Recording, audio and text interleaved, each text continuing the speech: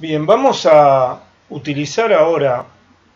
la definición que acabamos de dar de campo de inducción magnética B a través de esta ecuación a un caso particular que vamos a utilizar extensamente mientras mantengamos la hipótesis de campos estacionarios. Veamos. Vamos a aplicar esta ecuación al caso de un conductor eléctrico sólido de sección muy pequeña en el que está establecida una corriente I continua, es decir, estacionaria, y esto implica que el campo eléctrico que la genera es estacionario, como hemos visto en el capítulo de corriente continua, y vamos a tratar de calcular qué fuerza ejerce un campo magnético externo B aplicado en un punto P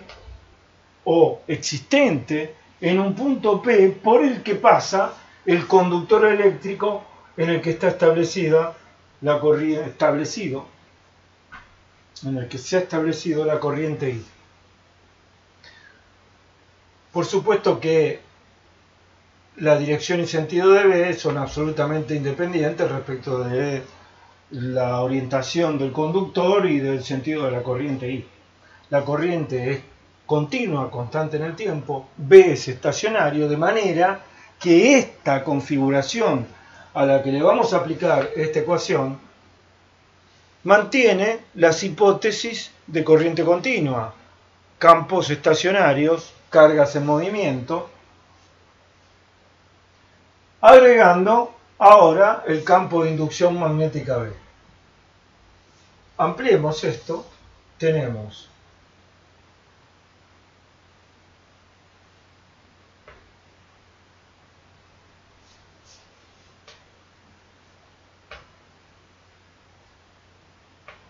una rodaja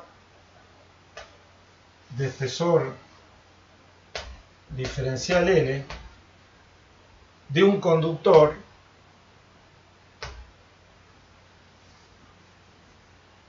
pasando por un punto del espacio en el que se ha establecido un campo de inducción magnética B constante en el tiempo, y por el conductor circula la corriente I, está establecida la corriente I constante en el tiempo. La fuerza que aparezca sobre este elemento de conductor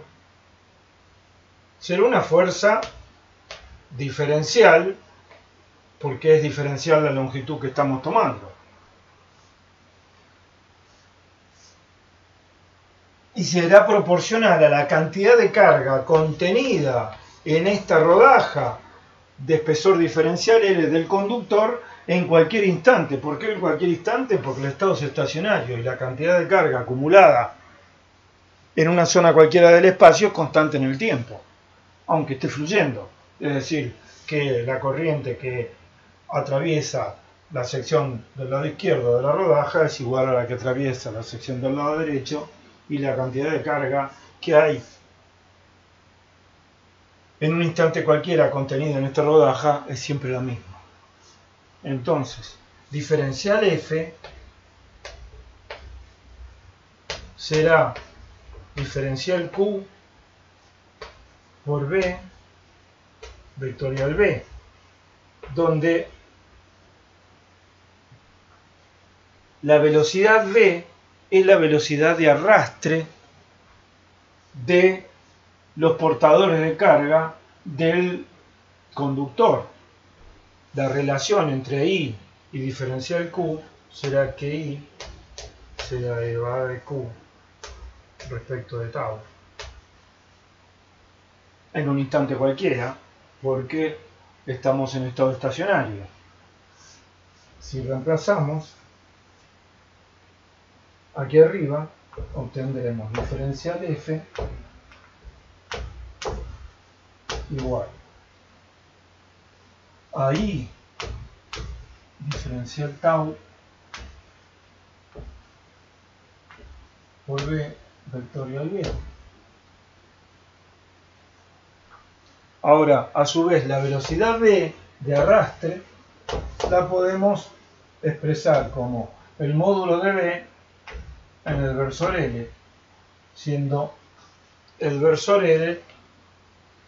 un versor de módulo unitario que tiene la dirección del conductor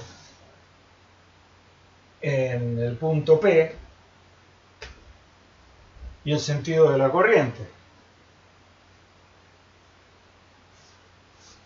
Por lo tanto, diferencial F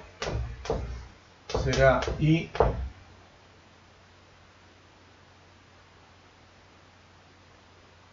por diferencial tau por B versor L vectorial B. Diferencial tau. Ahora, B diferencial tau es la distancia que recorre la carga diferencial Q en el intervalo diferencial tau, es decir, será este diferencial de L. Diferencial F entonces será igual a I diferencial L versor L vectorial B, es decir, este producto diferencial L versor L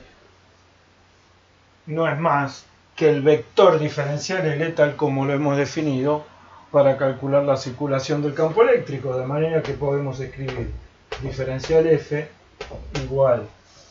a I diferencial L vectorial B. Y esta es la fuerza elemental que aparece sobre un tramo diferencial L de un conductor eléctrico de sección despreciable o suficientemente pequeña como para poder considerar definido un campo de inducción B en el punto por el que pasa el conductor, y diferencial L es el diferencial de longitud definido por el módulo de diferencial L igual al diferencial de longitud del conductor, la dirección de la tangente al conductor en ese punto y el sentido de la corriente. Si queremos calcular la fuerza F en un conductor extenso, tendremos que integrar esta expresión, cuidando de que al ser una expresión vectorial, esta integral se convierte en tres integrales escalares. Para el caso particular de un conductor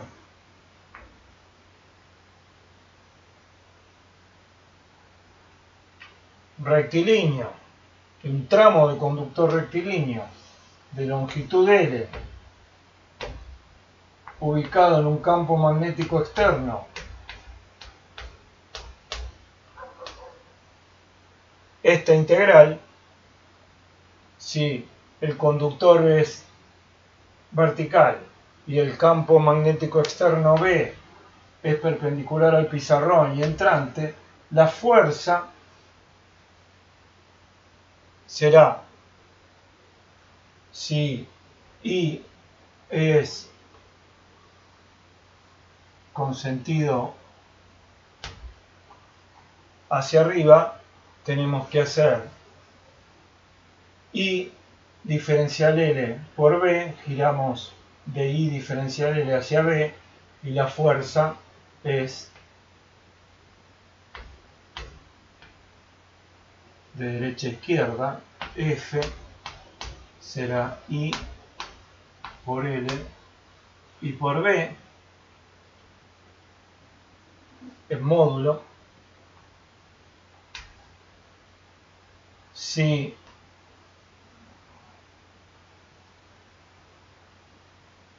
la corriente fuera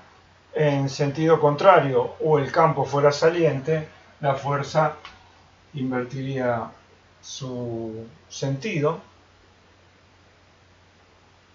Si el campo magnético fuera, el campo de inducción magnética fuera de izquierda a derecha y la corriente fuera ascendente, tendríamos que ir de I diferencial L hacia B, giraríamos en sentido horario y por lo tanto la fuerza sería perpendicular al pizarrón y entrante. Sobre estos resultados vamos a construir en los bloques que siguen dos dispositivos de ingeniería básicos que intervienen en las aplicaciones de las fuerzas magnéticas en equipamiento que produce trabajo mecánico, los motores de corriente continua. También vamos a ver la aplicación para la construcción de un galvanómetro, es decir, un instrumento capaz de medir corrientes eléctricas.